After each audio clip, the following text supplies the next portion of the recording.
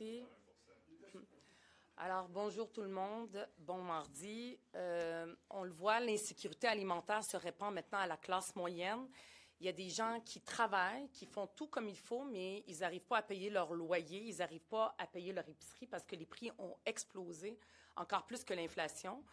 Le taux d'insécurité alimentaire de la classe moyenne a plus que doublé depuis 2019.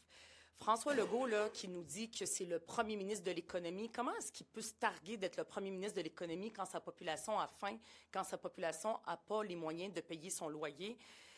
Pire, on l'a vu la semaine passée dans la mise à jour économique qui a été déposée par son ministre des Finances. Il n'y a rien, aucune nouvelle mesure pour le logement. Il n'y a rien pour que les gens puissent faire face à la crise du coût de la vie. Tout ce qu'il leur a donné, c'est 11 $ par mois de plus. J'ai posé la question à François Legault. Qu'est-ce qu'une famille est supposée faire avec 11 $ par mois de plus dans ses poches? Il n'a pas été capable de répondre. Ça, là, c'est le bilan de François Legault. Quand tu es riche, avec François Legault, tu t'enrichis. Quand tu es pauvre, tu t'appauvris. Il y a plus de gens qui vivent dans la pauvreté, incluant les gens de la classe moyenne. C'est grave. Je l'invite, M. François Legault, à se connecter au vrai monde qui en arrache. À Québec solidaire, on en propose des solutions. On est une opposition constructive. On a proposé de contrôler les loyers. C'est entre ses mains. C'est lui le premier ministre. Il peut le faire s'il le veut. On a un projet de loi qui attend.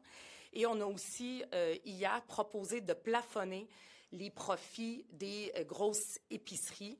Est-ce qu'il va avoir le courage de le faire?